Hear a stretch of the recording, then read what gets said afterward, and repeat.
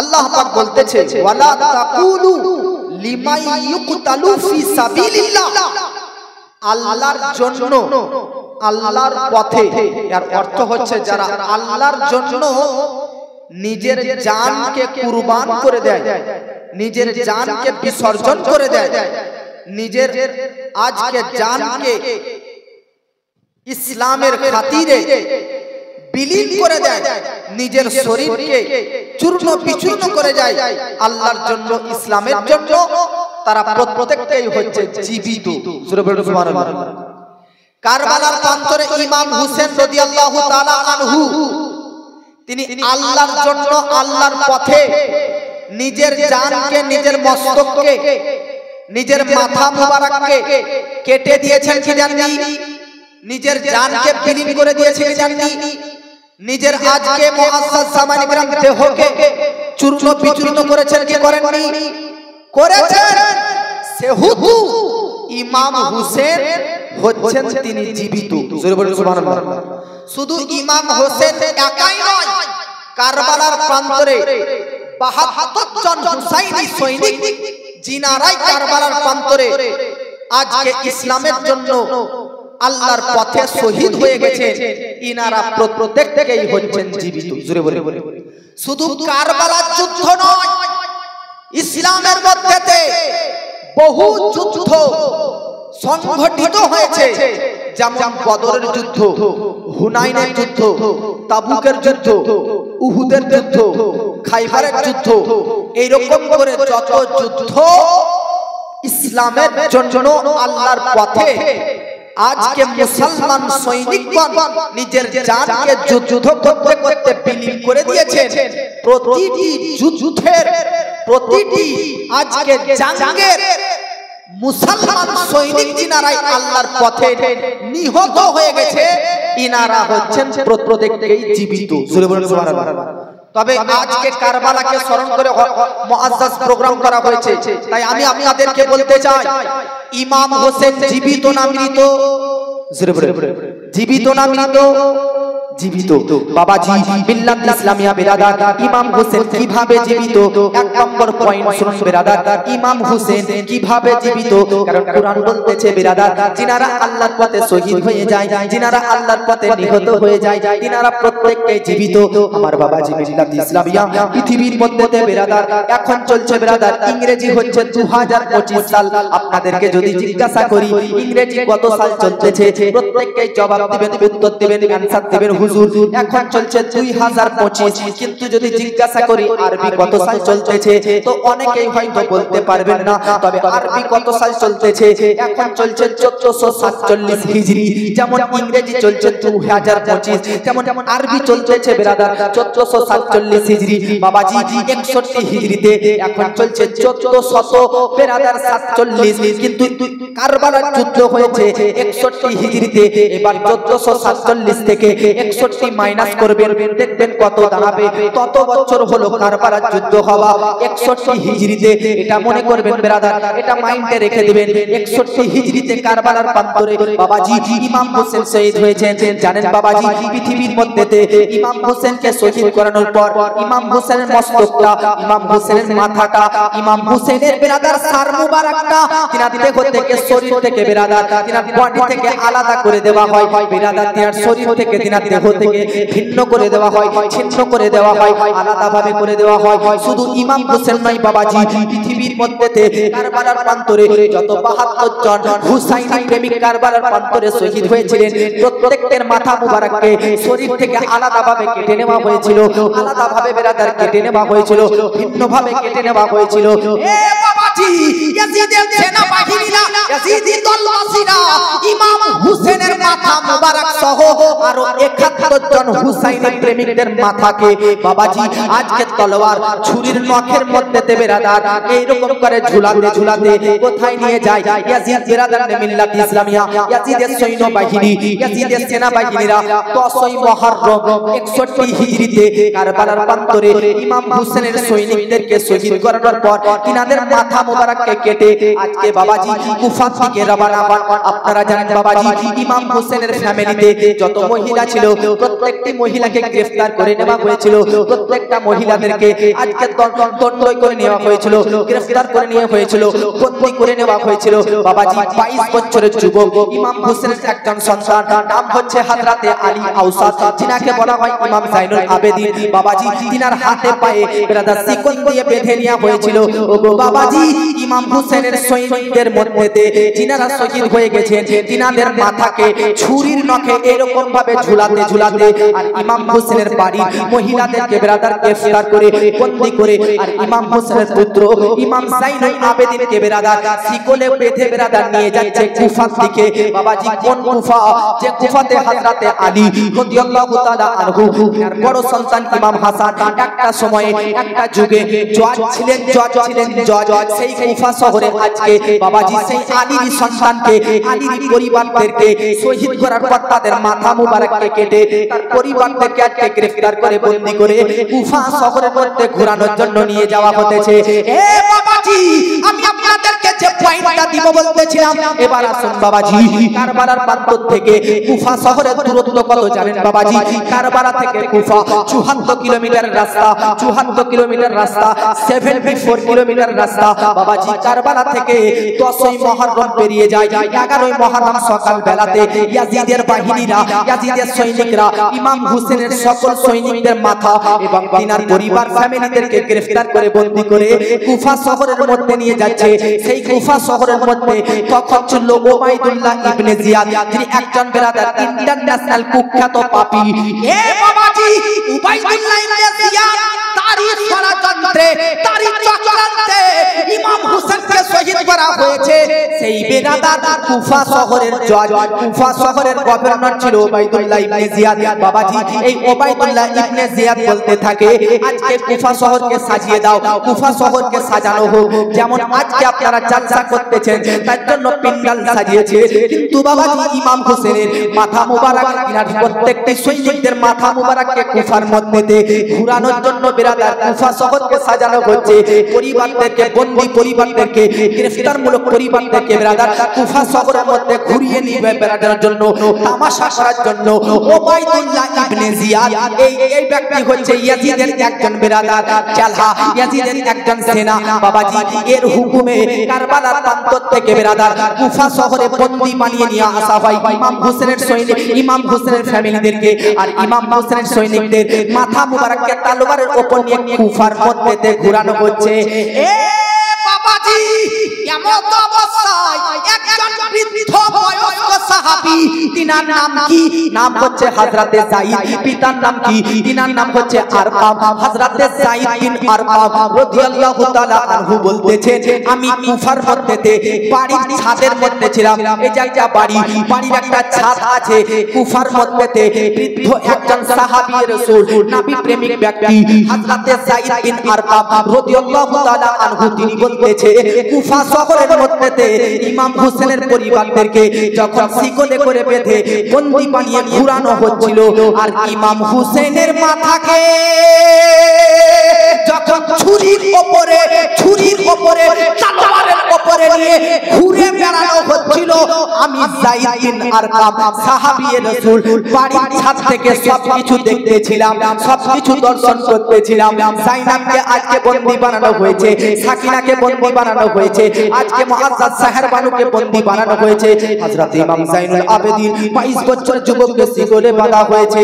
আমার সবার দিকে দৃষ্টি যায়, শেষ প্রান্তে ইমাম হোসেন সিফতে রাসূলের দিকে দৃষ্টিপাত হয়ে যায়। হযরতে যায়েদ বিন আরকাম বলতেছে, ছাদ থেকে দেখতেছি ইমাম হোসেনের মাথা মুবারকটাকে দেখতেছি, ইমাম হোসেনের লব দুটো যেন হিলতেছে, লব দুটো যেন হিলতেছে। বাবাজি একটা কথা বলেন তো, কারো শরীর থেকে মাথাটা যদি দুই ভাগ করে দেওয়া হয়, কারো শরীর থেকে মাথাটা যদি কেটে আলাদা করে দেওয়া হয়, মাথা থেকে মাথাটা যদি, মস্তকটা যদি, ঘাড়টা যদি আলাদা করে দেওয়া হয়, বলুন ব্রাদার লব দুটো কি হিলবে, জিভা কি হিলবে, কথা কি বলতে পারবে? কিন্তু বাবাজি এটা সাধারণ কোনো ব্যক্তি নয়, ইনি হচ্ছে ইমাম হোসেন, যিনার দেহ মুবারক কারবালাতে আর মাথা মুবারক কুফা শহরের মধ্যে ঘোরানো হচ্ছে। সাহাবী বলতেছে, ইমাম হোসেনের লব দুটো যেন হিলতেছে, নড়াচড়া করতেছে। আমি সাহাবী রাসূল বাড়ির ছাদের মধ্যে থাকতে পারলাম না, বাড়ি থেকে নিচে নামলাম, দৌড়তে দৌড়তে ইমাম হোসেনের মাথা যে তলোয়ারটার উপরে রাখা হয়েছে সেই দিকে দৌড় দিলাম। গিয়ে দেখলাম ইমাম হোসেনের লবটা বাস্তবে নড়াচড়া করতেছে।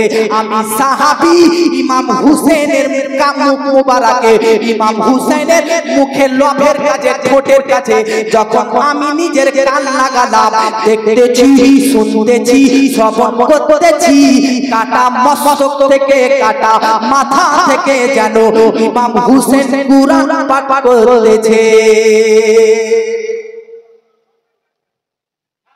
কাটা মাথা, কাটা মস্তক, কাটা সার কুফা শহরের মধ্যে ঘুরাচ্ছে পাপী তাপী ওবাইদুল্লাহ ইবনে জিয়াদ। তো ইমাম হোসেনের লব দুটো ঠুট যেন হিলাচড়া করতেছে, নড়াচড়া করতেছে। সাহাবী হযরত যায়েদ বিন আরকাম বলতেছে যে আমি দেখতেছি নড়াচড়া করতেছে লব দুটি, কান লাগালাম তা দেখতেছি কুরআন পাঠ করতেছে। কোন আয়াতটা পাঠ করতেছে, কোন সূরা থেকে? তো হযরত ইমাম হোসেন সূরার নাম সূরা আল কাহফ, আয়াত হচ্ছে আম হাসিবতা আন্না আসহাবাল কাহফি ওয়ার রাকিব। হযরত ইমাম হোসেনের লব দুটো যেন সূরা কাহফের এই আয়াতটি পাঠ করতেছে।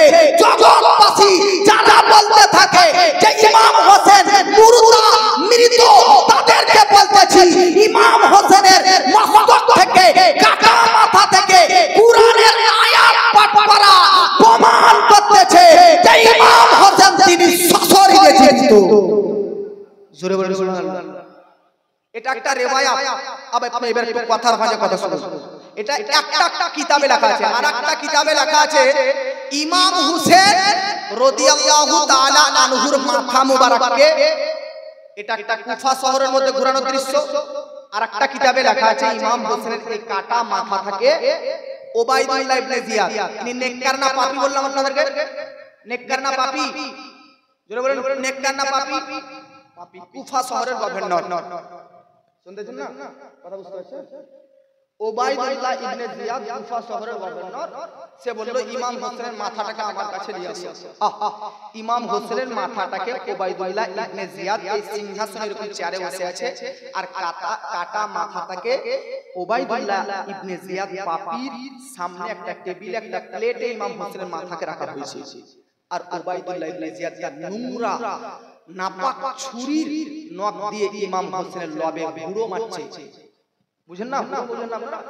এরকম করে মুআজ্জাজ তলোয়ার ছুরির মাধ্যমে ইমাম হোসেন লব দুটোকে যেন হিলানোড়া করাচ্ছে এরকম তলোয়ারে। তো ওখানে একজন সাহাবী ছিলেন, ওই সাহাবী বলতেছে, এ পাপী, তুই কার লবকে, কার ঠোঁটকে, কার মাথাকে তুই এরকম বেয়াদবি করতেছিস? জানিস যে ওই হোসেন জিনার এই লব দুটোকে কখনো কখনো নবী চুষতেন। সুবহানাল্লাহ।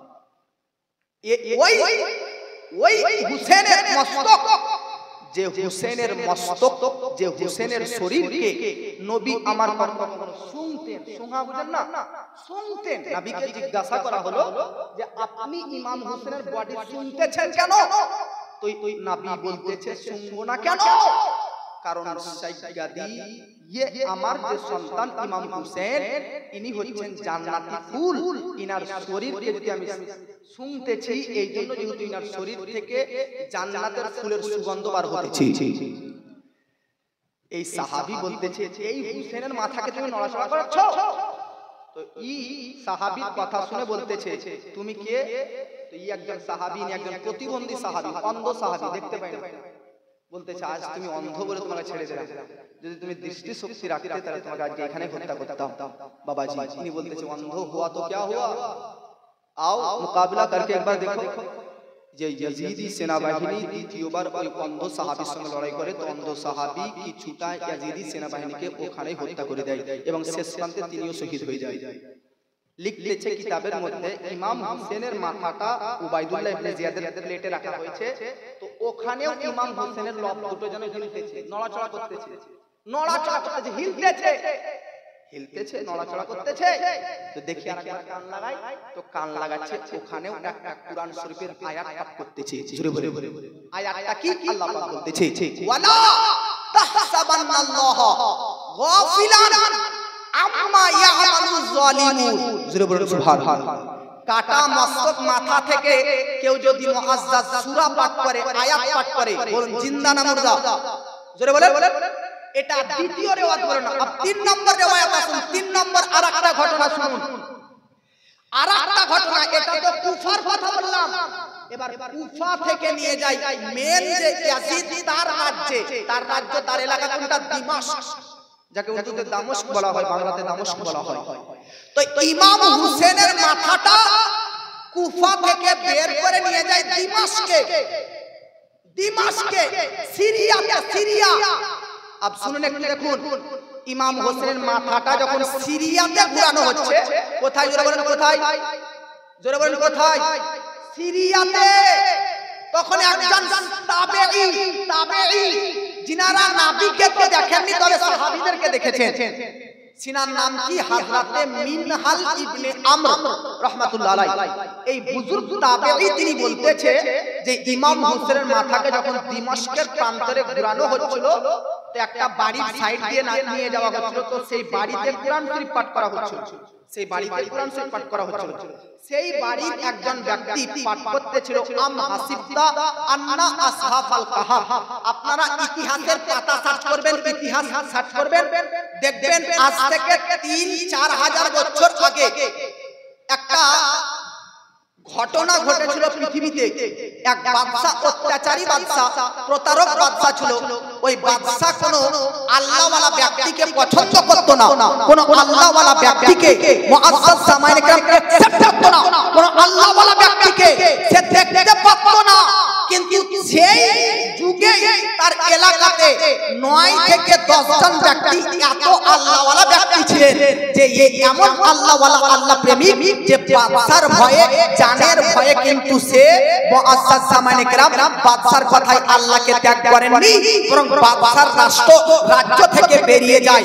বাদশার সেনাবাহিনী মিলে ওই 9 থেকে 10 জন আল্লাহ প্রেমিকদেরকে তাড়া করতে থাকে। এরা সবাই দৌড়তে গিয়ে একটা গুহায় বাস করতে থাকে। সেই গুহাতে বাস করে, আল্লাহর তরফ থেকে গুহার দরজাতে একটা দরজা সেটিং করে দেয়। তারা কিন্তু ঘুমিয়ে যায়। একটু পর যখন ঘুম থেকে উঠে তারা বলতে থাকে, কতক্ষণ ঘুমালাম? তো আল্লাহর কুরআন বলতেছে তারা ওই গুহার মধ্যে 309 বছর ঘুমিয়ে গেছে। জোরে বলুন সুবহানাল্লাহ। কত বছর ঘুমিয়েছে? 309 বছর।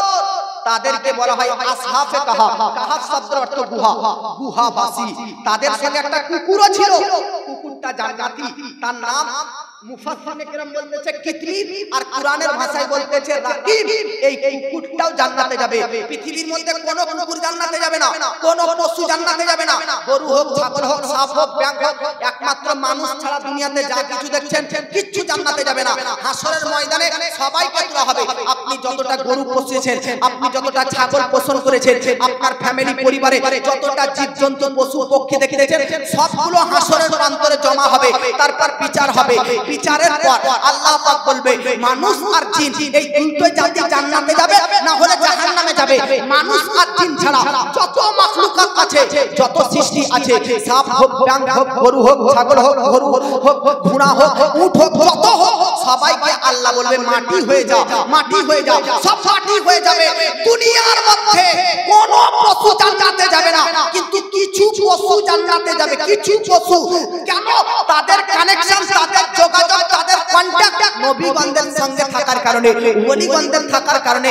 আজকে একটা কুকুর যে ওই আসহাবে কাহাফ গুহাবাসীদের সঙ্গে বিরাজ করেছিল, তার জন্য সেই কুকুরটি জান্নাতে যাবে। জগৎবাসী তো একটা কুকুর যদি আল্লাহওয়ালাদের সঙ্গে সম্পর্ক রাখার কারণে, কন্টাক্ট রাখার কারণে, যোগাযোগ করার কারণে, লিঙ্ক রাখার কারণে যদি জান্নাতে যায়, তো পবিত্র গ্রামবাসীকে বলতে চায়, ইমাম হোসেনের সঙ্গে মৃত্যু পর্যন্ত কন্টাক্ট রাখুন, যোগাযোগ রাখুন। কেন? কারণ কুকুর যদি আল্লাহওয়ালার সঙ্গে যোগাযোগ রেখে জান্নাতে যায়, তো আমরা তো আশরাফুল মাখলুকাত মুসলমান হুসেনের সঙ্গে কানেকশন রাখলে অবশ্যই জান্নাতে চলে যাবে। জোরে বলুন সুবহানাল্লাহ। বারবার স্টেজে উঠা বলা কেন করছো? তো বাবাজি, মিল্লাত ইসলামিয়া আমি বলতেছিলাম আসহাবে কাহাফের ঘটনা। তো কোরআনের এই আসহাফে কাহাফের ঘটনাটাকে নিয়ে দিমাশকের প্রান্তরে একজন ব্যক্তি কোরআনের আয়াত পাঠ করতেছে আর ইমাম হোসেনের মাথাটা যাচ্ছে। ইমাম হোসেন কোরআনের এই আসহাফে কাহাফটা নিজের কান দিয়ে শুনে নেয় কাটা মস্তক থেকে, নিয়ে উত্তর দেয়, এ কোরআন পাঠক, আসহাফের কাহাফ নিয়ে ঘটনা পড়তেছো? আজাবু মিন আসহাফিল কাহফি হামলি ওয়া কাতলি। জোরে বলুন সুবহানাল্লাহ। শুনো, আসহাফে কাহাফের চাইতেও আমার ঘটনা হচ্ছে বেশি যন্ত্রণাদায়ক, বেশি আশ্চর্যজনক। আরে আসহাফে কাহাফ একটা গুহাতে একটা বাদশার অত্যাচার সহ্য না করতে পেরে 309 বছর ঘুমিয়েছে। এটা যতটা আশ্চর্যজনক নয়, ততটা আমি হুসেনের আজকের কেসটা ঘটনাটা আশ্চর্যজনক। কেন? কারণ আসহাফে কাহাফরা আজকে বাদশার অত্যাচারে চলে এসেছিল, কিন্তু আমি হুসেনকে মদিনা থেকে মক্কা, মক্কা থেকে কুফা, কুফা থেকে কারবালা পর্যন্ত ধোঁকা দিয়ে ডেকে এনে আমাকে শহীদ করা হয়েছে। আসহাফে কাহাফ তো নিজে থেকে গিয়েছিল, আর আমাকে আজকে ইয়াজিদি বাহিনী আজকে ধোঁকা দিয়ে ডেকে এনেছিল। আমি যুদ্ধ করার জন্য আসিনি, আমি লড়াই করার জন্য আসিনি। মানুষ যুদ্ধ করতে গেলে কি কেউ তার ফ্যামিলিকে, স্ত্রীদেরকে নিয়ে যায়, বাচ্চা ছেলেদেরকে নিয়ে যায়? যায় না। মানুষ যদি যুদ্ধ করতে যায় আজকে বড় বড় মুআজ্জাজ শক্তিশালী বড় বড় পাহলওয়ানদেরকে নিয়ে যায়, কিন্তু হুসেনের হিস্ট্রি সোর্স করুন। ইমাম হোসেন মদিনা থেকে যখন কারবালার জন্য বেরিয়ে যায়, তখন তিনার স্ত্রী ছিল, তিনার ভাই ছিল, তিনার ছোট মেয়ে ছিল, ছোট বাচ্চা ছিল, এদেরকে নিয়ে এসেছে। তো ইমাম হোসেন বলতেছে, এ কোরআনের পাঠক আসহাফে কাহাফে চাইতে আমি হুসেনের কতটা সব চাইতে আশ্চর্য নয়। কেন? কারণ আমার উপর 3 দিন পানি বন্ধ করা হয়েছিল। আমি হুসেন আমার ফ্যামিলির পরিবারের মহিলাদেরকে আজকে আজকে শিকল দিয়ে বাঁধানো হয়েছে, আজকে বন্দী বানানো হয়েছে, কয়েকখানা নেওয়া হয়েছে। আমি আপনাদেরকে বলতে চাই, বলুন বেরাদার, একটা মানুষ যখন আপনি আমি জীবিত বলে কথা বলতে পারছি, কিন্তু আমার মাথাটা যদি ওখানে কেটে পড়ে থাকতো কথা তো বলতে পারতাম না। কেন? কারণ আমি তখন মরে থাকতাম, মুর্দা থাকতাম। এই জন্য আমার জন্য যে ভাবনাটা আপনারা রাখতেছে, ইমাম হোসেনের জন্য রাখেন না বাবাজি। কারণ ইমাম হোসেনের মাথাটা দিমাশকের প্রান্তরে, আর শরীর দেহটা আজকে বডিটা কারবালার প্রান্তরে, তবুও ইমাম হোসেনের কাটা মাথা থেকে জীবিত মানুষের মতন আজকে কোরআনের পাঠ করা আয়াত ওর সঙ্গে কথাবার্তা বলতেছি। জোরে বলে, কোরআন যে বলেছে যে আল্লাহর পথে যারা শহীদ হয়ে যাবে তারা জীবিত, এটা প্রমাণ হলো কি হলো না? প্রমাণ হলো?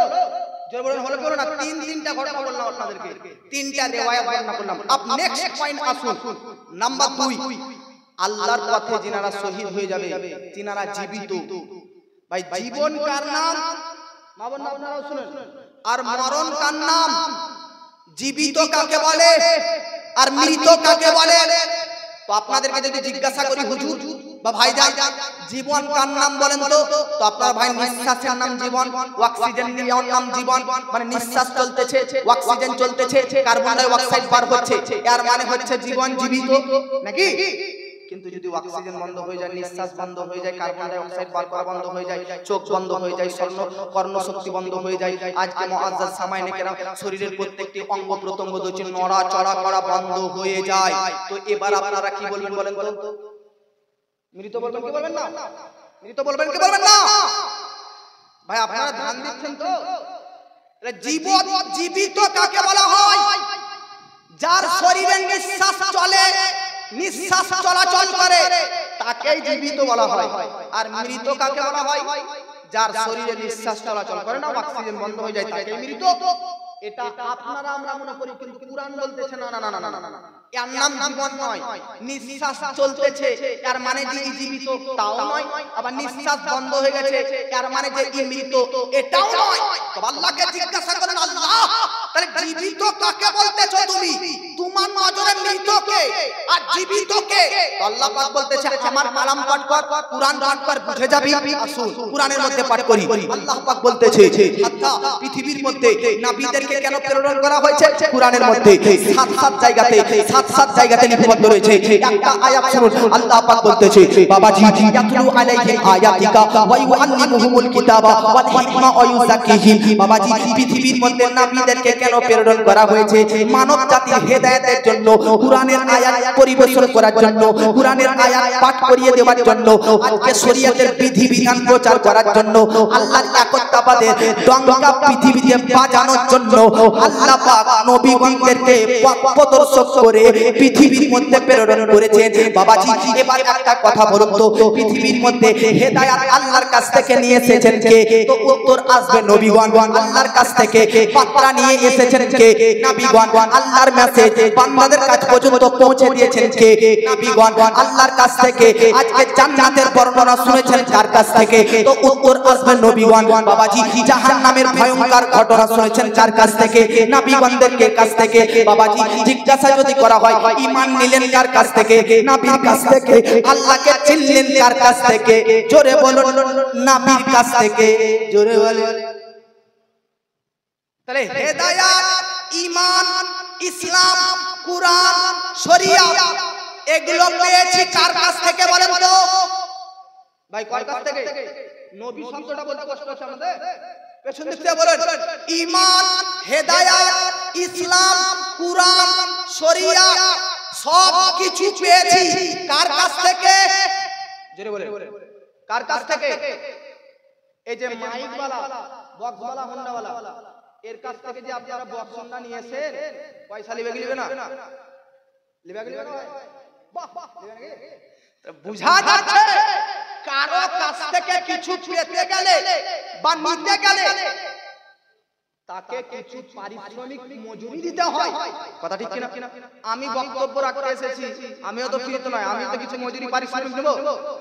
আজকে মুআজ্জাজ সামাইনে কেরাম, এই যে ইউটিউবার ভাইরা এসেছে, এরা যে আপনাদের এদের চ্যানেলগুলো থেকে আপনারা মোবাইলে মুআজ্জাজ সামাইনে কেরাম যে ওয়াইজ শুনেন, তো তারও তো কিছু পার্সেন্টেজ ইনকাম এই ইউটিউবার ভাইদেরও হয়।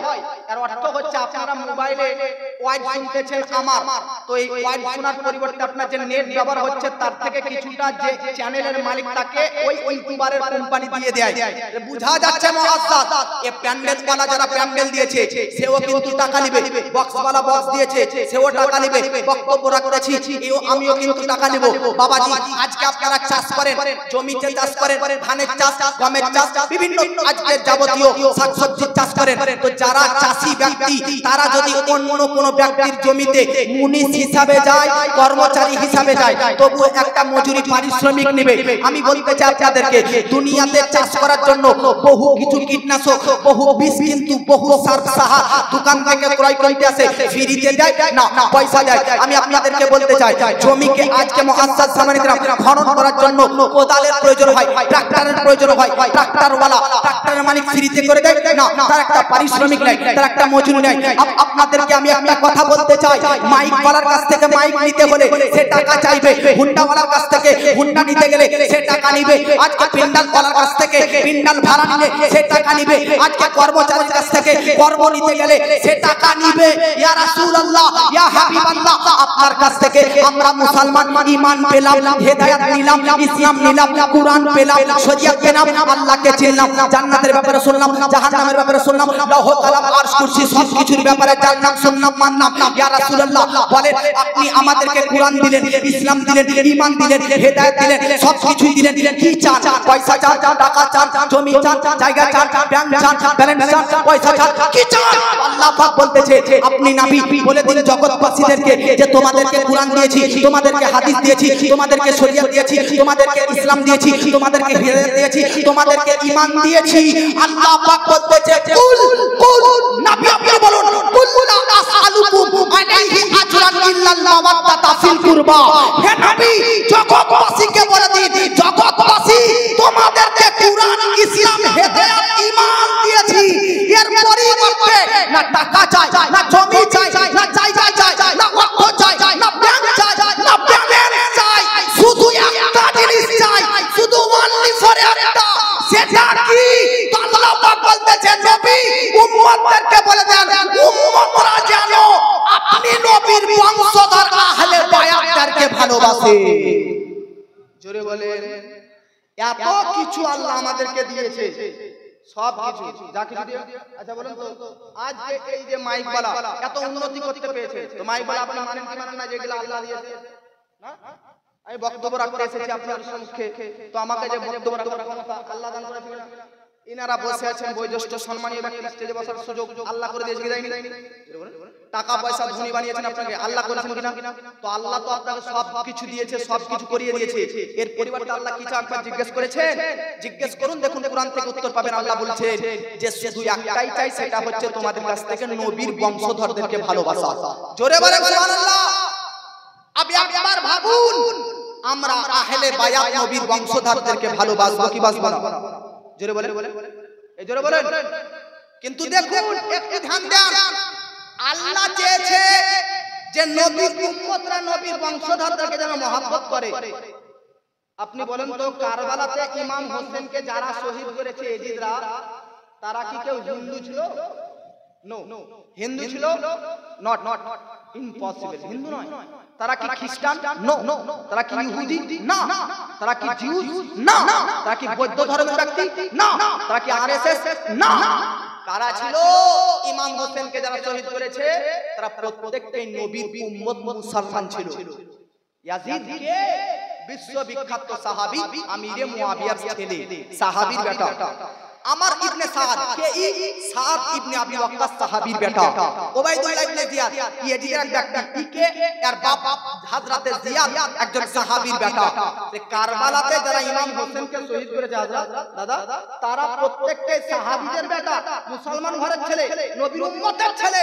আর ভাবুন, আল্লাহ আমাদেরকে এত কিছু দিল, তার পরিবর্তে আল্লাহ আমাদেরকে চেয়েছেন নবীর বংশধরদেরকে ভালোবাসতে। কিন্তু আমরা এই উম্মত হয়ে কারবালার যুদ্ধ নবীর ইন্তেকালের 50 বছর পর হয়েছে, নবীর ইন্তেকাল হওয়ার 50 বছর হলো না, আর নবীর বংশধরের মধ্যে মেন ব্যক্তি ইমাম হোসেনকে এই উম্মতরা শহীদ করে দিয়েছে। এরা জান্নাতে যাবে না জাহান্নামে যাবে? এই জোরে বলেন, জান্নাতে না জাহান্নামে যাবে? জাহান্নামে যাবে।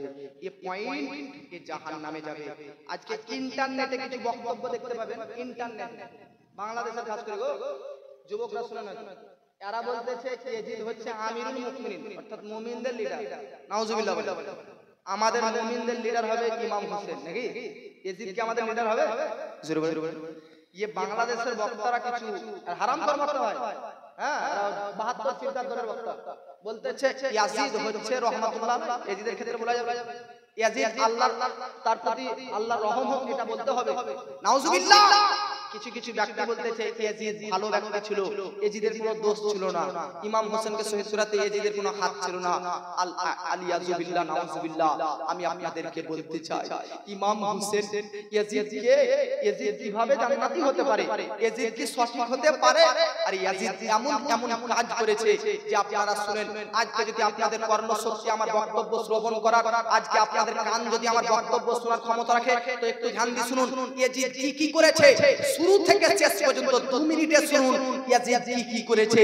ইয়াজিদ তো সেই ব্যক্তি যিনি ইমাম হোসেন রাদিয়াল্লাহু তাআলা আনহু এবং তিনার পরিবারদের উপর মদিনা শরীফের মধ্যে এতটা চাপ সৃষ্টি করে, এতটা প্রেসার দেয় যে ইমাম হোসেন তুমি আমার হাতে হাত রেখে দাও। ইমাম হোসেন কিন্তু ইয়াজিদের হাতে হাত রাখেনি। তার জন্য ইমাম হোসেনের পরিবারদের প্রতি ইমাম হোসেনের উপর এতটা প্রেসার, এতটা চাপ, এতটা অন্যায়, এতটা অত্যাচার, এতটা প্রতারণা করে যে ইমাম হোসেন মদিনা শরীফে আর মদিনা শরীফটাকে ছাড়তে বাধ্য হয়েছে। আমি বলতে চাই এই গ্রামটা 10টা পাড়া মিলে একটা গ্রাম, বহুত বড় গ্রাম। আচ্ছা বলুন তো ভাই, আল্লাহ আপনাকে ক্ষমতা দিয়েছে, আল্লাহ আপনাকে বিশাল বড় ব্যক্তি বানিয়েছে। আপনি কোন মানুষকে যদি অত্যাচার করেন, আপনার বাড়ির পাশে প্রতিবেশীর মধ্যে কারোর প্রতি যদি প্রতারণা করেন, অত্যাচার করেন, সে ব্যক্তি যদি গ্রামে না থাকে, আপনার অত্যাচার, আপনার অন্যায় সহ্য না করতে পেরে তাকে যদি গ্রাম ছাড়তে হয়, ভাবুন আপনার কপালে কখনো জান্নাত নসিব হতে পারে না। এইজন্য প্রতিবেশীর সঙ্গে সৎ ব্যবহার করবেন, প্রতিবেশীর সঙ্গে সর্বদা মুআজ্জাজ ভালো ব্যবহার করবেন, কমল মনোভাব নিয়ে থাকবেন, সৎ ব্যবহার করবেন। কারণ ইয়াজিদ এমন একটা পাপী, যার চাপে, যার প্রেসারে, যার অন্যায়ে ইমাম হোসেন মদিনা শরীফ ছাড়তে বাধ্য হয়েছে। জানেন কোন মদিনা শরীফ? যে ওই মদিনা শরীফ যে মদিনাতে মসজিদে নববী আছে, যে মসজিদে নববীতে আপনার গোবিন্দগঞ্জ হোক আর মালদা হোক আর কালিয়াচক হোক আর পাঁচতলা মসজিদ হোক আর মিল্কির মসজিদ হোক, এই সমস্ত মসজিদে যদি 50,000 রাকাত নামাজ পড়েন আর মসজিদে নববী মদিনা শরীফের মসজিদ, এই মসজিদে 1 রাকাত নামাজ পড়েন, তো আপনার এলাকার 50,000 রাকাতের নামাজের সমতুল্য মদিনা শরীফের মসজিদে নববীর মধ্যে পড়া 1 রাকাতের সমতুল্য। ওই মদিনা শরীফ, যে মদিনা শরীফে আল্লাহু আকবার মসজিদে কুবা রয়েছে, আমার আপনার নবীজি মক্কা থেকে হিজরত করে মক্কা থেকে পাড়ি দিয়ে নবী মদিনা শরীফ গিয়েছিলেন। মদিনা শরীফে যখন নবী পদার্পণ করেন, তিনি মদিনাতে গিয়ে সর্বপ্রথম একটা বাড়ি তৈরি করে, সর্বপ্রথম তিনি একটা মসজিদ তৈরি করে, সেই মসজিদটার নাম মসজিদে কুবা। সেই মসজিদটা আছে মসজিদে কুবাটা মদিনা শরীফের মধ্যে। কোন মদিনা? যে মদিনা শরীফের মধ্যে মসজিদে কিবলাতাইন, অর্থাৎ কিবলা চেঞ্জ হওয়ার আয়াত নাযিল হয়েছে, সেই মদিনা শরীফের কথা বলতেছি। কোন মদিনা শরীফ? আল্লাহু আকবার। যে মদিনা শরীফের মধ্যে আমার আপনার নবী শুয়ে রয়েছে, আমার আপনার নবী আরাম করতেছে। হাদিস শরীফের মধ্যে লেখা আছে নবীগণরা ওই শহরে ইন্তেকাল করে, যেই শহরটা তাদের সমস্ত দেশ শহর থেকে পছন্দ হয়। আমার নবী সবচাইতে পছন্দনীয়, সবচাইতে মনোনীয়, সবচাইতে মনোপ্রিয় স্থান শহর হচ্ছে মদিনা। সেই জন্য নবীর ইন্তেকাল মদিনাতে হয়েছে। কসম খোদা বলতেছি, যেই জমিটুকুতে, যেই ভূমিটুকুতে, যেই জায়গাতে নবীর মাজার আছে, নবীর মাজার আছে হযরত আয়েশা সিদ্দিকার বাড়িতে। নবীগণের বৈশিষ্ট্য, আমি যদি মালদাতে অ্যাক্সিডেন্ট হয়ে ইন্তেকাল করি, তো ওখান থেকে আমার পরিবার বীরভূমে নিয়ে গিয়ে আমাদের গ্রামে মাটি দিবে।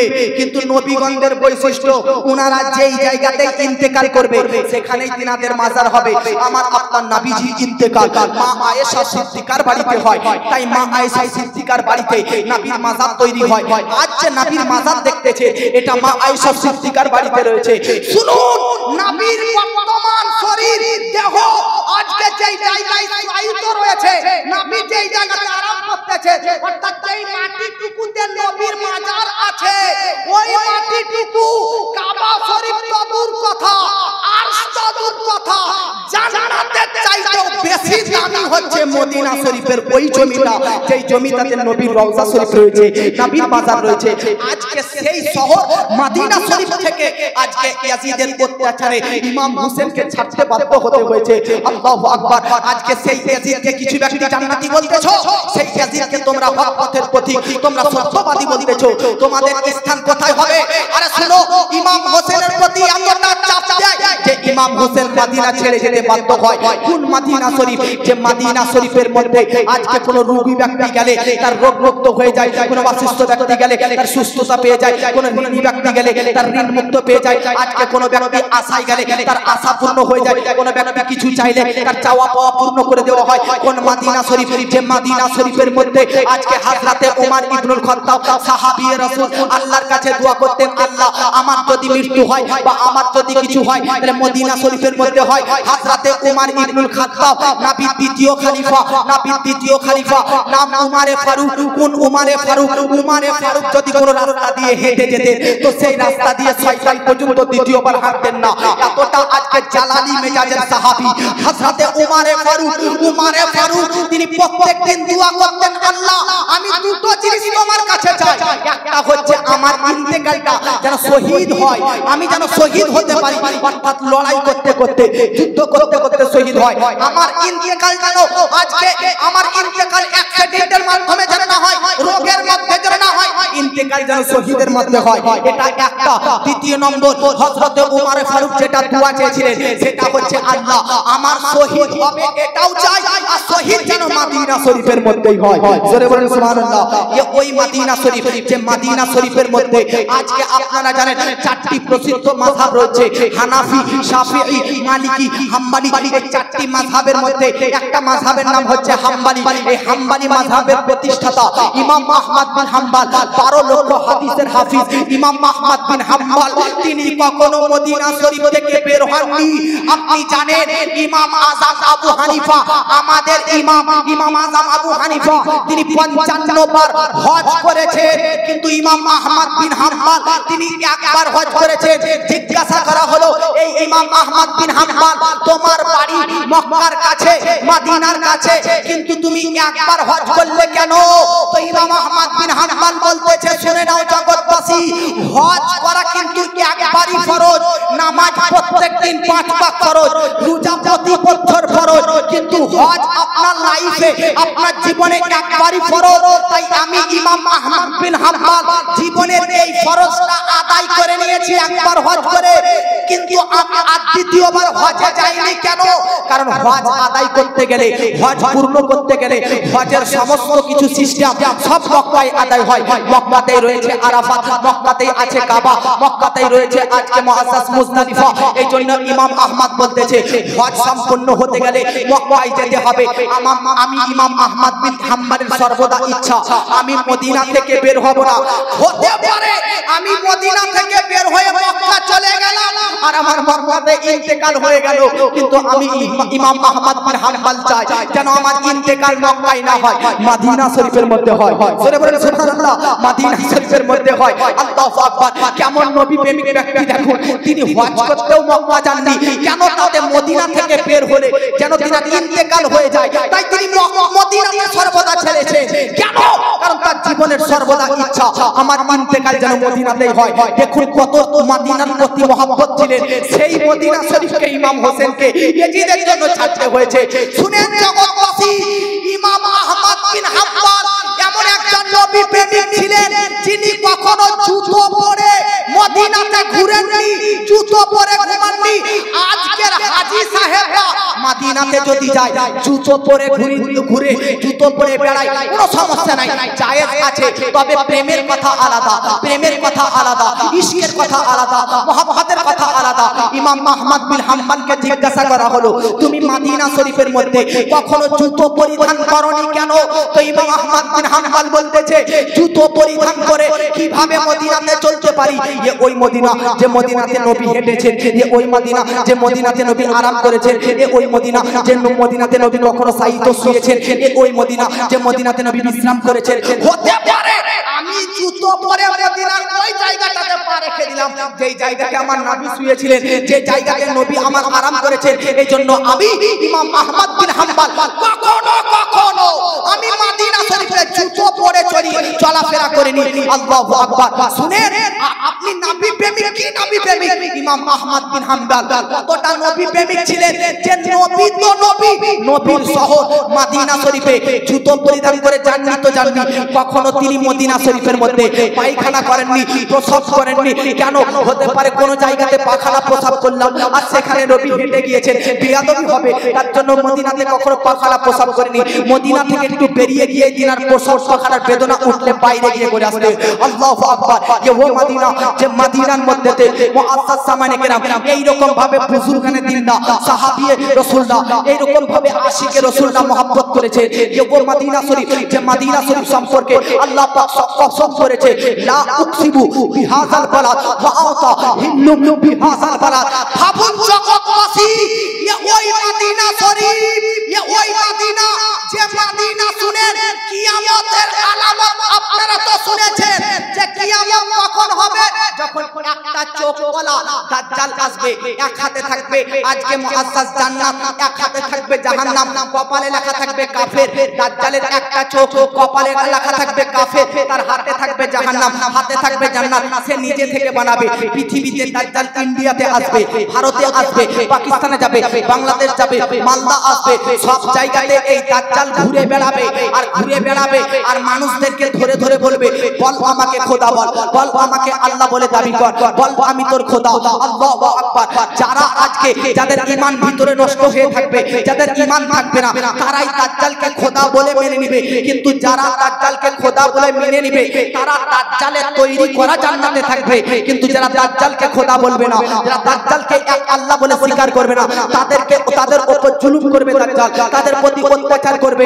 কিন্তু যখনই তার মৃত্যু হবে, ওই আল্লাহ প্রেমিককে আল্লাহ নিজে তৈরি করা জান্নাতের মধ্যে দিবে। শুনে নিন জগৎবাসী, আমার বক্তব্য রাখার মূল উদ্দেশ্য হচ্ছে এটাই। দাজ্জাল ভারতে যেতে পারে, দাজ্জাল পাকিস্তানে যেতে পারে, দাজ্জাল আফগানিস্তানে যেতে পারে, দাজ্জাল বাংলাদেশে যাবে। পৃথিবীর মধ্যে কম বেশি 206টি দেশ রয়েছে।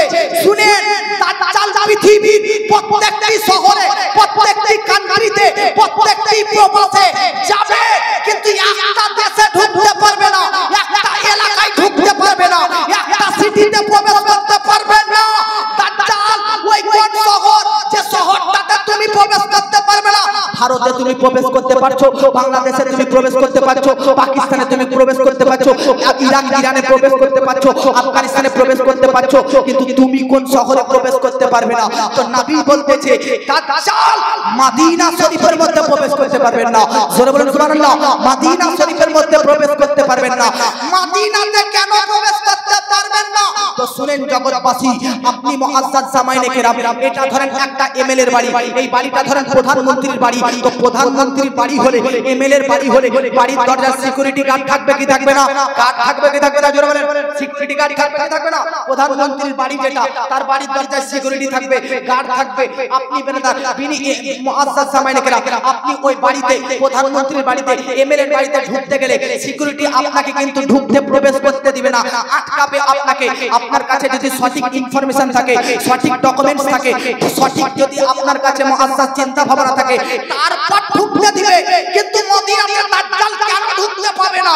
তো শুনেন, কারণ মদিনা শরীফের মধ্যে নবী প্রেমিকরা ঢুকবে, নবী আশিকরা ঢুকবে। গাদ্দারে খোদা, গাদ্দারে খোদা, গাদ্দারে খোদা, গাদ্দারে রাসূলরা ঢুকতে পারবে না। দাজ্জাল তো নিজেকে খোদা দাবি করবে, দাজ্জাল তো নিজেকে আল্লাহ দাবি করবে, দাজ্জাল তো মানুষের প্রতি অত্যাচার করবে, মুমিনদের প্রতি অত্যাচার করবে। কিভাবে মদিনা শরীফের মধ্যে ঢুকতে পারবে? তো এমএলএর বাড়িতে কেউ ঢুকতে চাইলে সিকিউরিটি গার্ড থাকে। আর মদিনা শরীফের যতটা দরজা প্রবেশ দুয়ার আছে, আল্লাহ পাক মদিনা শরীফ যখন থেকে তৈরি হয়েছে, তখন থেকে মদিনা প্রত্যেকটি প্রবেশ দুয়ারে দুটো করে ফারিস্তা সিকিউরিটি গার্ড লাগিয়ে দিয়েছে। এই জন্য দাজ্জাল আজকে মদিনা শরীফের প্রবেশ করতে পারবে না। কেন? কারণ ফারিস্তা গার্ড করতেছে, ফারিস্তারা গাইড দিতেছে। ফারিস্তাদের গাইডকে ভেঙে, ফারিস্তার গার্ডকে সরিয়ে আজকে দাজ্জাল প্রবেশ করতে পারবে না। এ হচ্ছে মদিনা, এ হচ্ছে মদিনা। যে মদিনার মাটিকে তো আমরা সুরমা বলে ব্যবহার করতে পারি, যে মদিনার মাটি পেলে আমরা চুমু খাই, যে মদিনার মাটি পেলে আজকে আমরা মুখে মাখি, সেই মদিনা শরীফকে ছাড়তে বাধ্য হয়েছে ইমাম হুসেন। আজকে ইয়াজিদের অত্যাচারে, ইয়াজিদের প্রেসারে, ইয়াজিদের চাপে আজকে তুমি ইয়াজিদকে জান্নাতি বলো, ইয়াজিদকে সঠিক পথের পথিক বলো। আমি আপনাদেরকে বলতে চাই, ইয়াজিদ কিভাবে জান্নাতি হতে পারে? যে ইয়াজিদের প্রেসারে ইমাম হোসেন মদিনা ছেড়েছে। একবার ভাবুন, এই মদিনা শরীফ ছাড়তে আমার ইমাম হোসেনকে কতটা কষ্ট হয়েছে, কতটা যন্ত্রণা পেয়েছে।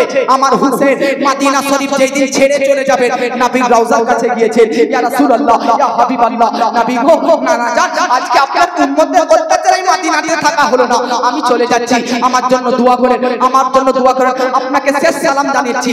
আমার হোসেন নবীর রওজা থেকে পার হয়ে যান, আবার আসেন, পার হয়ে যান, আবার আসেন, পার হয়ে যান, আবার আসেন। ভাই ওটা তো আর মিথ্যা প্রেম ছিল না, ওটা হাকিকাত প্রেম ছিল, হাকিকাত প্রেম ছিল, হাকিকাত प्रेम ছিল।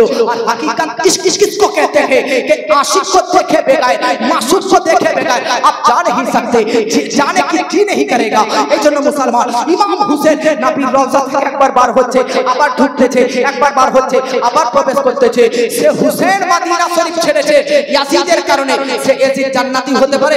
আমি আপনাদেরকে বলতে চাই যে কোন হোসেন, কোন ইয়াজিদ, যে ইয়াজিদ আজকে ইমাম হোসেন, কোন ইমাম হোসেন? তিনি তো আহলে বায়াত, তিনাদের ব্যাপারে তো কোরআনের আয়াত এসেছে, ইন্নামা ইউরিদুল্লাহ লিইউযহিবা আনকুমুর রিজসা আহলাল বাইতি ওয়া ইউতাহিরকুম তাতহীরা। আরে যাদের ব্যাপারে কোরআনের আয়াত রয়েছে, তারা তাদেরকে যারা শহীদ করবে, তাদেরকে যারা আজকে মুআজ্জাজ হত্যা করবে, তারা কি জান্নাতি হতে পারে? কি তোমার আজকে অবস্থা হয়ে গেল?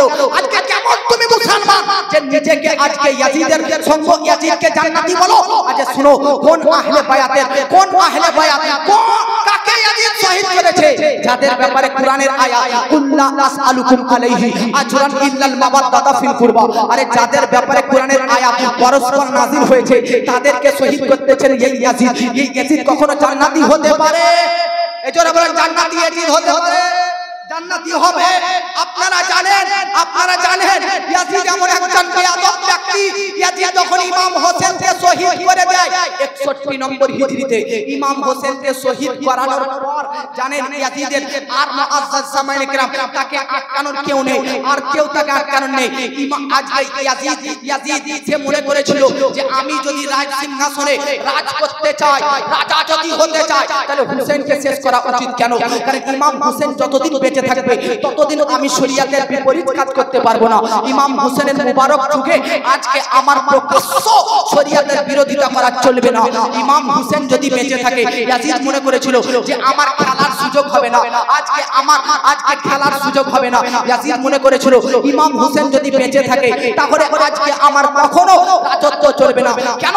কারণ ইমাম হোসেনের দিনদারের চাবুক ইয়াজিদের মাথায় ঘুরতেছিল, ইমাম হোসেনের তাকওয়ার দড়ি ইয়াজিদের মাথায় ঘুরতেছিল, ইমাম হোসেনের ইবাদতের আজকে সুতো, ইমাম হোসেনের ইবাদতের সুতো ইয়াজিদের হাতে বাঁধা ছিল। তার জন্য ইয়াজিদ চেয়েছিল এই সুতোকে খুলতে হবে, এই চাবুককে নষ্ট করতে হবে, এই দড়িকে ভেঙে দিতে হবে, এই দেওয়ালকে ভেঙে দিতে হবে। তাই ইয়াজিদ ইমাম হোসেনকে শহীদ করলো। ইয়াজিদ ইমাম হোসেনকে শহীদ করানোর পর জানেন বাবাজি, আপনি শুনলে অবাক হবেন, মা আর বেটা, ভাই আর বোন, এদের সঙ্গে বিবাহ জায়েজ করে দিয়েছিল। শরিয়াতের হুকুম কি, কোরআনের হুকুম কি? ভাই বোন বিবাহ করা হারাম, মা বেটা বিবাহ করা হারাম, বাপ বেটি বিবাহ করা হারাম। কিন্তু ইয়াজিদ ইমাম হোসেনকে শহীদ করার পর যখন ব্রাদার ইরাকের বাদশা হয়, তখন তার রাজ্যের সবাইকে বলে ভাই বোনে বিবাহ জায়েজ, আজকে মাই বেটাতে বিবাহ জায়েজ। দেখুন ব্রাদার, কোরআনের আয়াতকে কত মিসগাইড করতেছে, কত এদিক ওদিক করে দিচ্ছে। এই ইয়াজিদকে তুমি জান্নাতি বলো, এই ইয়াজিদকে তুমি আজকে হকের প্রতীক বলো। শুনো মুআজ্জাজ জামাইনে কেরাম, শুধু তাই নয়, এত দূরে শেষ নয়, ইয়াজিদকে কারবালার যুদ্ধ 61 হিজরিতে 63 হিজরির কথা বলতেছি শুনেন। কারবালার যুদ্ধ 2 বছর পর কি কারবালার যুদ্ধ দেখলেন? 72 জন হুসাইনি প্রেমিকদের শহীদ। এবার যদি আপনাদের বুকে পাটা আছে তো এই কথাটা শুনে নেন, ইয়াজিদ কেমন ব্যক্তি। ইমাম হোসেন কারবালার যুদ্ধে 2 বছর পর ইয়াজিদ বলে যাও মক্কাতে যাও, মদিনাতে যাও, আর মক্কাবাসী মদিনাবাসীকে বলো তারা যেন আমার হাতে হাত রেখে দেয়। আল্লাহু আকবার। ইয়াজিদের কথাই আজকে তার সৈন্যবাহিনী মক্কা মদিনাতে আসে। কেউ ইয়াজিদের কথা শুনে না, কেউ ইয়াজিদের কথা স্বীকার করে না। কেন বা করবে? যে মক্কা মদিনাতে আজকে ইমাম হোসেনকে শহীদ করেছে, সেই ইমাম হোসেনের প্রেমিক মক্কা মদিনার লোক ইয়াজিদের হাতে হাত রাখতে পারে না? কখনোই না, কখনোই না, কখনোই না। ইয়াজিদ বললেন ঠিক আছে, ঠিক আছে। ইয়াজিদ তার একজন ব্যক্তি, নাম হচ্ছে মুসলিম বিন উকবা, একে 12,000, কোন কিতাবে লেখা আছে 20,000 সেনা পাঠালো। দেখুন কারবালার যুদ্ধে 2 বছর পর ইয়াজিদ আবার 22,000, কোন কিতাবে 12,000 লেখা আছে, আবার 12,000 বা 20,000 সেনাবাহিনী পাঠালো মদিনার উপর, মদিনার দিকে, মক্কার দিকে। ইয়াজিদ বলতেছে কারবালার যুদ্ধ হওয়া 2 বছর হয়ে গেল, মানুষ সবাই আমার উপর ভয় করা হারিয়ে গেছে, ভয় করা ভুলে গেছে। যাও আবার মক্কার প্রতি অ্যাটাক করো, মদিনার প্রতি অ্যাটাক করো। আল্লাহু আকবার। ইয়াজিদের কতটা অত্যাচার দেখুন, ইয়াজিদ কতটা স্টিম রুলার চালিয়েছে মদিনার উপর, মক্কার উপর। কারবালার যুদ্ধের পর ইয়াজিদের সেনাবাহিনী মদিনাতে আসে। হাদিসের ভাষায় একে বলা হয় আইয়ামুল হুররা। মিশকাত শরীফ তুলুন, বুখারী শরীফ তুলুন, বিখ্যাত কিতাবের মধ্যে লিপিবদ্ধ রয়েছে ইয়াজিদের সেনাবাহিনীরা মদিনাতে 3 দিনের জন্য নিজের প্রতি সবকিছু হালাল করে দিয়েছে। শুনে নিন মা বাবা, ইয়াজিদ কতটা টাপি। কারবালার যুদ্ধে 2 বছর পর ইয়াজিদ আবার 12,000 বা 20,000 বাহিনীকে পাঠিয়েছে মদিনার উপর যে যাও আমার সেনা মদিনার কাছে যাও আর 3 দিন তোমাদের জন্য হালাল করে দিলাম, যা ইচ্ছা তাই করো। কেউ যদি আমার হাতে হাত রাখতে চায় তাকে ছেড়ে দিবে, কেউ না রাখলে তাকে খালাস করে দিবে, ফিনিশ করে দিবে, শেষ করে দিবে। দুনিয়া থেকে আজকে মুআজ্জাজ সামানে কেরাম উঠিয়ে দিবে। আল্লাহু আকবার। ইয়াজিদ বাদশা তার কথা তো মানতেই হবে। তার বাহিনী 12,000 সেনা বাহিনীরা বা কোন কিতাবের ভাষায় 20,000 সেনা বাহিনীরা মদিনা শরীফের মধ্যে আসে। আসার পর কত ঘটনা ঘটেছে, টাইম লম্বা হবে, শর্টকাটে শুনুন। ইয়াজিদের বাহিনীরা কারবালার যুদ্ধের, বারবার বলতেছি শুনেন, কারবালার যুদ্ধের 2 বছর পর আবার দ্বিতীয় কারবালা মদিনাতে তৈরি করে। ইয়াজিদের 12,000 সৈন্য বাহিনী মদিনার প্রতি 3 দিন অত্যাচার করে। এই 3 দিন ইয়াজিদি বাহিনীর অত্যাচারে মদিনার কতটা ক্ষতি হয়েছে জানেন, কতটা লোকসান হয়েছে জানেন, কতটা? তো বলতেছে মদিনার জনসাধারণ, সাধারণ পাবলিকরা 10,000 মানুষ আজকে শহীদ হয়ে গেছে। এটা তো আম পাবলিকের কথা বললাম মদিনা শরীফে, কিন্তু শুনেন 1700 সাহাবায়ে কেরাম শহীদ। 1700 সাহাবায়ে কেরামকে ইয়াজিদি বাহিনীরা কারবালার যুদ্ধের 2 বছর পর, কারবালার যুদ্ধের 2 বছর পর মদিনায় এসে অ্যাটাক করে। তাদের অ্যাটাকের ফলে 10,000 পাবলিক, 1700 সাহাবী, 700 হাফিজে কুরআন আর 97টা কুরাইশ গোত্রের বড় বড় লিডারদেরকে হত্যা করে। আর শুনেন না বান্দা, এই 12,000 ইয়াজিদের বাহিনীরা মিলে মদিনার পাক পবিত্র নারী মেয়েদের প্রতি আজকে মুআজ্জাজ অন্যায়ভাবে জিনা করতে থাকে, ব্যভিচার করতে, ধর্ষণ করে নেয়, ধর্ষণ করতে থাকে। ইমাম বুখারীর উস্তাদ ইমাম যোহরী বলতে থাকে ইয়াজিদি বাহিনী মদিনার পাক পবিত্র নারীদেরকে ধ্বংস করার পরিবর্তে বিনা বাপ ছাড়া এইরকম মেয়েদের পেট থেকে 800টা সন্তান জন্ম নিয়েছিল। 800টা সন্তান ইয়াজিদের হুকুমে হচ্ছে কারবালার যুদ্ধ 2 বছর পর। আপনারা জানেন যে মসজিদে নববীর ব্যাপারে আপনাকে বললাম যে ওখানে এক রাকাত মানে আপনার গোবিন্দগঞ্জ বা আপনার কালিয়াচকের 5তলা মসজিদের 50,000 রাকাতের সমতুল্য নাকি। সেই মসজিদে নববীতে ইয়াজিদি বাহিনী আজকে সমস্ত ঘোড়া, সমস্ত উট বেঁধে রেখেছে। বলুন বিরাদার, মসজিদে কেউ কথাবার্তা দুনিয়াবি কথা বললে তার আমল নষ্ট হয়ে যায়। মসজিদে কথা বলা হারাম, মসজিদে দুনিয়াবি কথা বলা হারাম। এইজন্য মসজিদে কথা বলা যাবে না, গীবত করা যাবে না, পরনিন্দা করা যাবে না, পরচর্চা করা যাবে না। মসজিদের মধ্যে বাচ্চাদেরকে নিয়ে আসা নিষেধ আছে। প্রতি বাচ্চা যাদের মাইন্ড ঠিক নেই, যাদের মস্তিষ্ক ঠিক নেই, যারা কি করে এটাও বুঝে না, এরকম বাচ্চাদেরকে মসজিদে আনাটা ঠিক নয়। কেন? কারণ মসজিদে এসে হট্টগোল তৈরি করতে পারে। তো ভাবুন, মসজিদকে আল্লাহ পাক এতটা হুরমত দান করেছে যে মসজিদের মধ্যে আজকে বাচ্চাদেরকেও পর্যন্ত নিষেধ, তাতে যেন কোনো ক্যাচার ম্যাচার আওয়াজ না হয়। তো ভাবুন, দুনিয়ার সমস্ত মসজিদ থেকে সবচাইতে দামি মসজিদ লিস্টের মধ্যে 2য় নম্বরে মসজিদে নববী। সেই মসজিদে নববীতে ইয়াজিদি বাহিনী ঘোড়া বেঁধে রেখেছে, উট বেঁধে রেখেছে। ঘোড়া, উট, এদের পোশাক পায়খানা সব মসজিদে নববীর মধ্যে রয়েছে। 3 দিন পর্যন্ত নামাজ বন্ধ, 3 দিন পর্যন্ত মুআজ্জাজ সামাইনে কেরাম আযান বন্ধ মসজিদ মদিনা শরীফের মধ্যে। এই 3 দিন আল্লাহু আকবার, এতটা অত্যাচার। গাসিলুল মালাইকা সাহাবী রাসূল হযরতে হানজালা, তিনার একটা বেটা ছিল, নাম হচ্ছে হযরতে আব্দুল্লাহ। তিনি বলেছে, হাদিসে লেখা আছে যে এমন ভাবে ইয়াজিদের বাহিনীরা মদিনার প্রতি অত্যাচার করে, মনে হতেছে যে এবার মনে হয় কিয়ামত হয়ে যাবে। আকাশ থেকে সূর্য খসে পড়ে যাবে, চন্দ্র খসে পড়ে যাবে, আকাশ থেকে পাথর বর্ষণ হতে থাকবে। দেখুন বিরাদার, আপনারা কারবালার যুদ্ধই মনে করেন শেষ না, কিন্তু শুনেন কারবালার পরের এগুলো যুদ্ধের ঘটনা। মুআজ্জাজ কারবালার 2 বছর পরে ইয়াজিদের হুকুমে এগুলো ঘটেছে। কতটা মদিনার মধ্যে এটা 3 দিন পর্যন্ত পুরো মদিনার মধ্যে কোন সাহাবী ঘর থেকে বের হতে পায় না। কেউ যদি বের হচ্ছে তাকে বন্দী বানিয়ে নেওয়া হচ্ছে, না তাকে হত্যা করে দেওয়া হচ্ছে।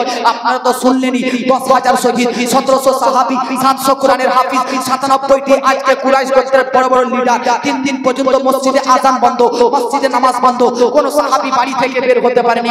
কিন্তু একটা মুআজ্জাজ সামাইনে কেরাম দামি কথা আপনাদেরকে বলবো, আর একটা আপনাদের খুশির কথা বলবো। এত 3 দিন পর্যন্ত মসজিদে নববী সহ পুরো মদিনা শরীফের মধ্যে অত্যাচার হতেছে, তবুও পুরো মদিনাবাসীর মধ্যে কারো 5 ওয়াক্তের নামাজের মধ্যে 1 ওয়াক্তও নামাজও কাজা হয়নি। সুবহানাল্লাহ। আজ মদিনাতে এত অত্যাচার, এত অন্যায়, এত প্রতারণা হওয়ার পরেও যদি কারো নামাজ কাজা না হয়, আপনাকে তো আল্লাহ কত খুবসুরত, কত সৌন্দর্য দান করেছে, জীবন কত সুন্দর বিল্ডিং দিয়েছে, কত টাকা পয়সা দিয়েছে, অর্থ দিয়েছে। আজ আপনি নামাজ থেকে দূরে, আজ আপনি নামাজ থেকে সরে। না বাবাজি, মসজিদের সঙ্গে সম্পর্ক রাখুন। শুনে 3 দিন পর্যন্ত আযাব চলছে মদিনার উপর। একজন তাবেঈ বুজুর্গ, নাম কি সাঈদ ইবনে মুসাইয়িব, তিনি বলতেছে পাগল সেজেছিলাম আমি, পাগল, তাতে যেন আমাকে কেউ ভালো ভেবে অ্যাটাক না করে।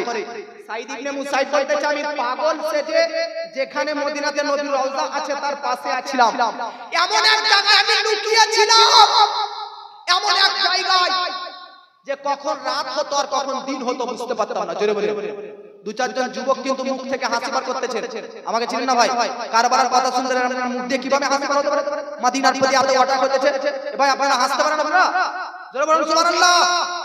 হযরতে সাঈদ ইবনে মুসাইয়িব তাবেঈ, তিনি বলতেছেন তিনি এত অত্যাচার মদিনার উপর যে আমি পাগল সেজে এমন এক জায়গায় লুকিয়েছিলাম যেখানে না রাত বুঝতে পারতাম না দিন, খাবার দাবার তো দূরের কথা, খাওয়া দাওয়া তো দূরের কথা, তবুও এক ওয়াক্তের নামাজ কাজা হয়নি।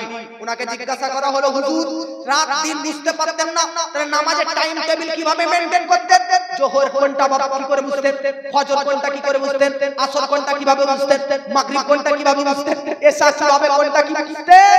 তো শুনেন হযরতে সাঈদ ইবনে মুসাইয়িব বলতে রাত দিন বুঝতে পারতাম না, ঠিক আমি টাইম টেবিল কটা বাজতে এটা বুঝতে পারতাম না, তবে প্রতিটা নামাজের ওয়াক্ত বলে আমি বুঝতে পারতাম। কিভাবে? তো সাঈদ ইবনে মুসাইয়িব বলতেছে যখন যখন নামাজের টাইম হতো তখন তখন আমার নবীর কবর রওজার ভিতর থেকে আযানের শব্দ শুনতে পাওয়া যেত। জোরে বলেন সুবহানাল্লাহ। নবীর কবর রওজার ভিতর থেকে আযানের শব্দ শুনতে পাওয়া যেত।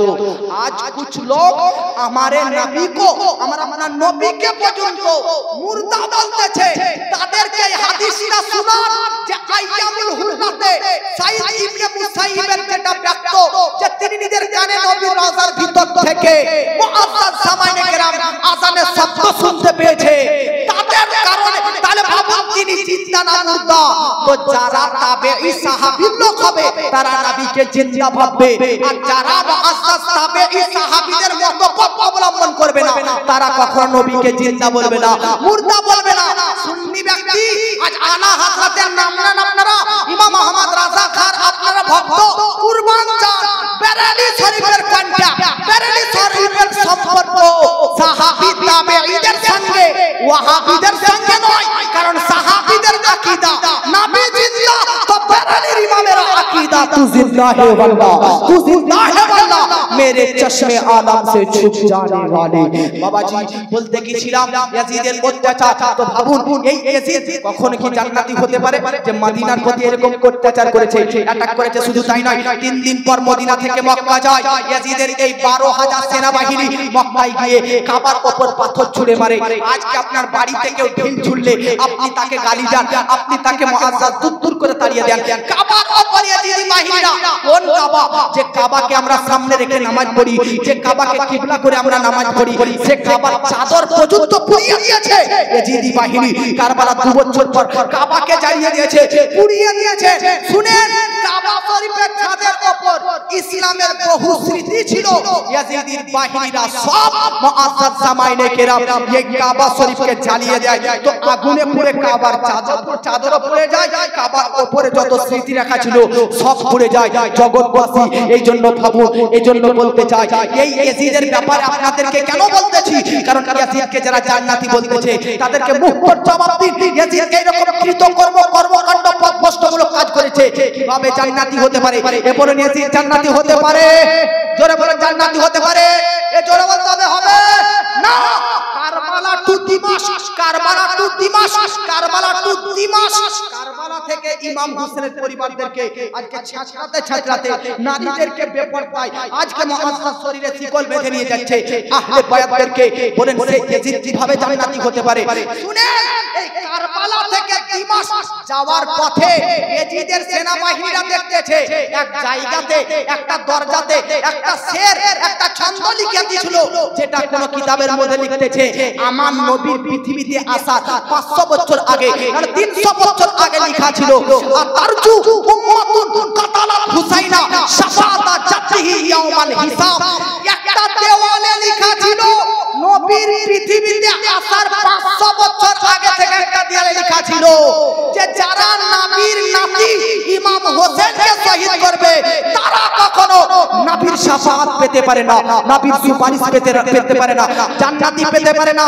এইজন্য এবার শুনেন বাবাজি, এইজন্য যারা ইয়াজিদ আজকে ইয়াজিদকে জান্নাতি বলতেছে, ইয়াজিদকে সঠিক পথের প্রতীক বলতেছে, তাদেরকে বলুন আপনি পৃথিবীর মধ্যে বুখারী তুলুন, মুসলিম তুলুন, আজকে আবু দাউদ তুলুন, নাসাই তুলুন, ইবনে মাজাহ তুলুন, পৃথিবীর মধ্যে যত বড় বড় কিতাব আছে কোন কিতাবের মধ্যে ইয়াজিদ জান্নাতি, ইয়াজিদ হক পথের প্রতীক, ইয়াজিদ সত্যবাদী, ইয়াজিদ নেককার আপনি পাবেন না। কিন্তু পাবেন হ্যাঁ ইয়াজিদ জেনাখোর, ইয়াজিদ ব্যভিচারকারী, ইয়াজিদ মদখোর, ইয়াজিদ আজকে মুআজ্জাজ সামানে کرام গান বাজনায় লিপ্ত, ইয়াজিদ নিশাই আসক্ত ব্যক্তি। তো মুসলমান এইজন্য আজকে আপনাদেরকে এই গোবিন্দগঞ্জ আজ স্টেজে ইয়াজিদের ব্যাপারে আমার এই বক্তব্য শেষ। ইয়াজিদের ব্যাপারে শুনুন জগৎবাসী, পৃথিবীর মধ্যে আজকে ইয়াজিদ কেউ আছে জান্নাতি মানে, আর কেউ হুসেনকে জান্নাতি মানে। পার্থক্য এতটুকু, যারা ইয়াজিদি হবে তারা ইয়াজিদকে জান্নাতি বলবে, কিন্তু যারা হুসাইনি হবে তারা হুসাইনকে জান্নাতি বলবে।